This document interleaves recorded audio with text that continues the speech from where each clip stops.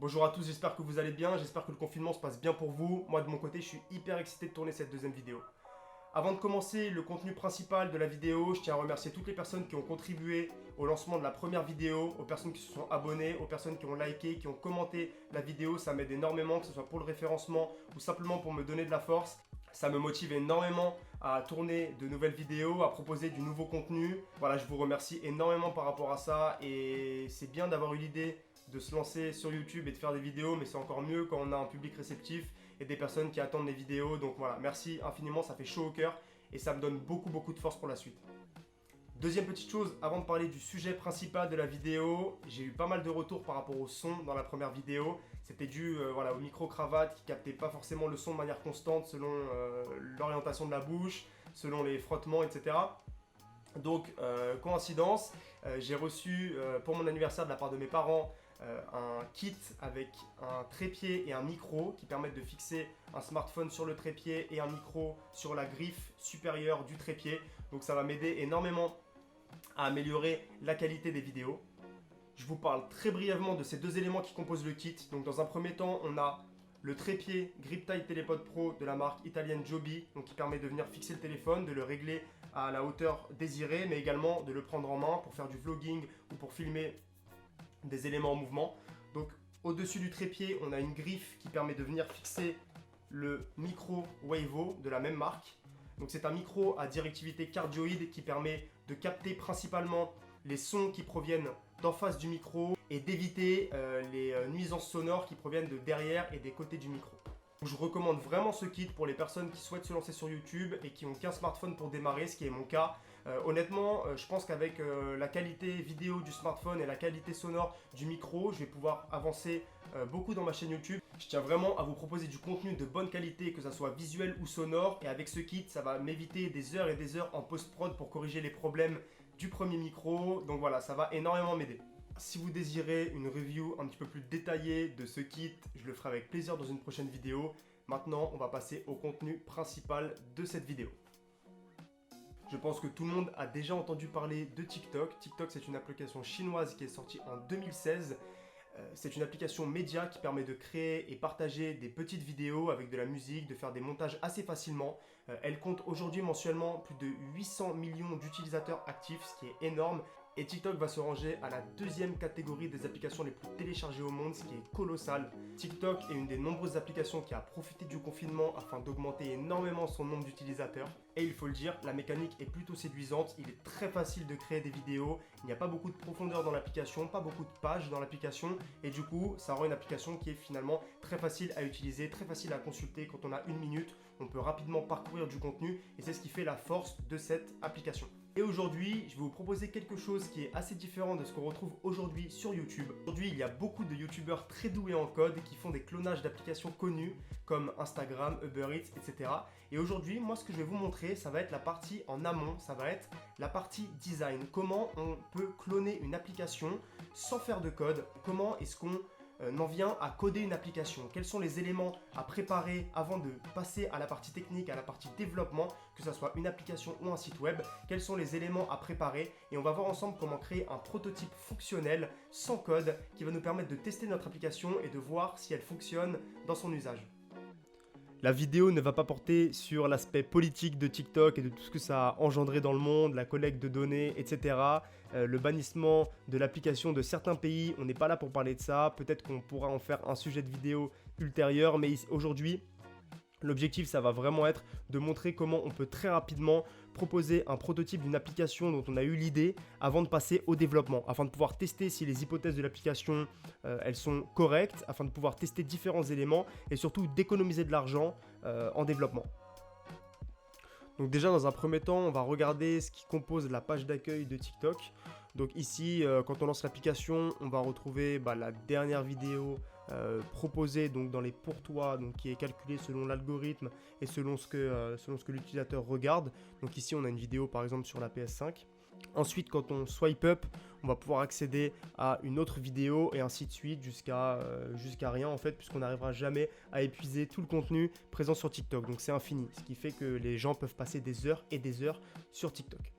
Deuxième point très important d'un point de vue ergonomie, on va avoir accès à la totalité des interactions possibles avec cette vidéo directement sur l'écran en fait. C'est-à-dire qu'on va passer d'une vidéo à une autre et pour chaque vidéo, on va pouvoir aller voir le profil de la personne qui l'a mise en ligne, on va pouvoir liker, commenter, partager, consulter la musique qui est utilisée, consulter la description, etc. Donc c'est ce qui fait aussi la force de l'application, c'est qu'en fait on a tout à portée de main, à portée de doigt, et voilà, on va pouvoir parcourir comme ça le contenu, interagir avec ce contenu et passer au suivant. Pour faire un parallèle avec la notion un peu plus globale de conception d'application, de site web ou tout autre produit digital, c'est qu'ici TikTok a travaillé l'ergonomie de son application et les interactions possibles de manière à ce que ça soit le plus efficace pour l'utilisateur, de manière à ce que l'utilisateur puisse très rapidement accéder à ce qu'il est possible de faire en rapport avec une vidéo. Également la création de contenu qui est très simplifiée grâce au bouton plus, on va pouvoir directement passer à l'interface de création, on va pouvoir accéder à tous les réglages, toutes les musiques, tous les effets et c'est ce qui va rendre l'application particulièrement agréable et efficace à utiliser.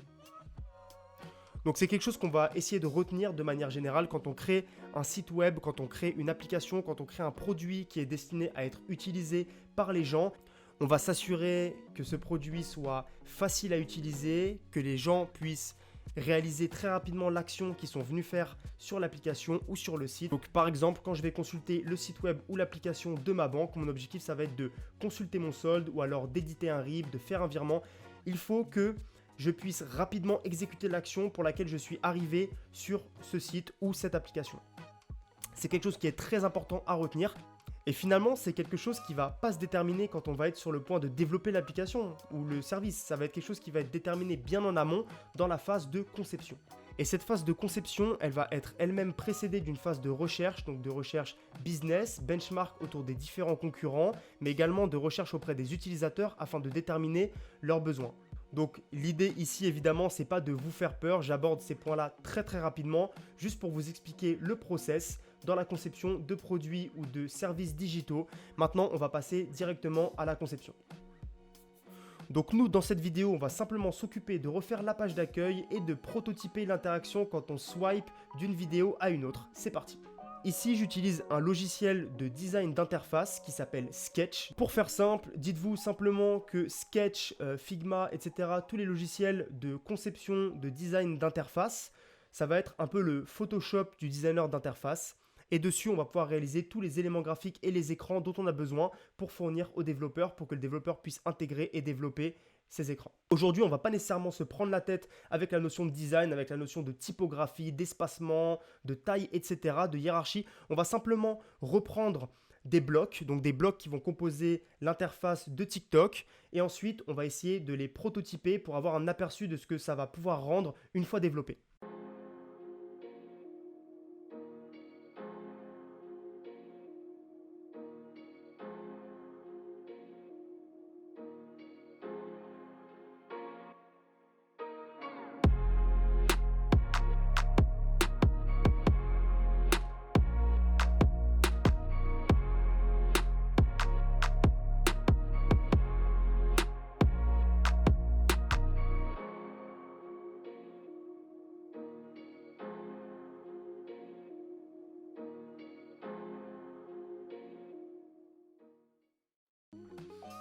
Ok, donc voilà, on a les éléments principaux, on a la petite header bar ici, on a le contenant principal de la vidéo, on va avoir les icônes sur le côté qui permettent d'interagir avec la vidéo et on va avoir les informations relatives à cette vidéo.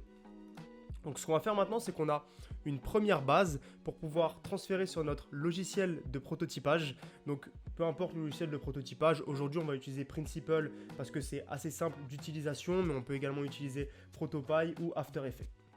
Donc Principle, c'est un logiciel de prototypage, donc pour le design d'interaction qui va nous servir à animer nos écrans pour leur donner vie et avoir un prototype qui va ressembler le plus possible à la version finale.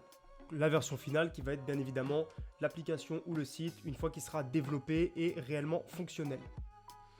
Voilà, on est sur Principle, logiciel qui va nous permettre d'animer notre écran et de tester l'interaction du swipe. Donc on va importer notre écran et on va pouvoir commencer à prototyper.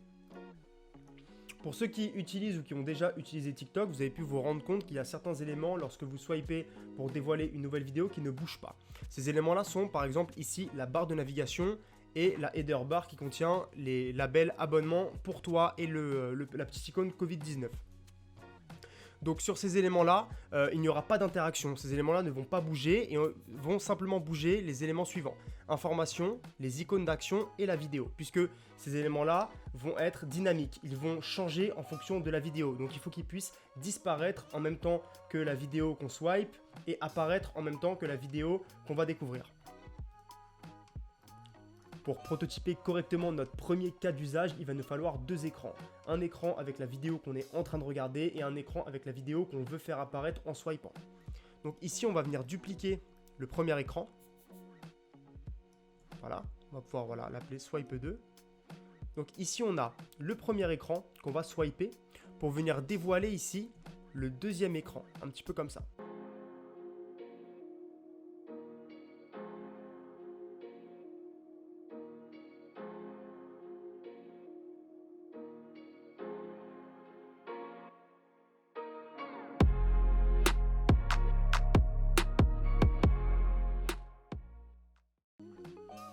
Et voilà ce que ça donne. En moins d'une minute, on a réussi à prototyper cette interaction de swipe qui nous permet de passer de notre première vidéo à notre deuxième vidéo. Le fait de prototyper aussi rapidement, ça vous permet de tester en live vos interactions. Ça permet de tester le comportement des différents éléments en fonction de ce que l'utilisateur va en faire. Et ça vous permet surtout d'économiser énormément d'argent en termes de développement. J'en parle dans la conclusion. Voilà pour cette vidéo. J'espère que cette démonstration vous aura plu.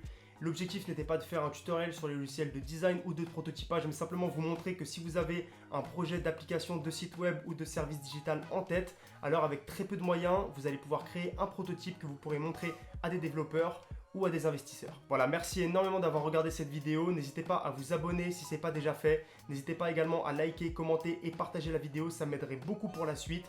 Et si jamais vous avez des projets ou des sujets que vous aimeriez que j'aborde pendant les vidéos, alors n'hésitez pas à me laisser en commentaire votre suggestion. Et je vous dis à très vite pour de nouvelles vidéos.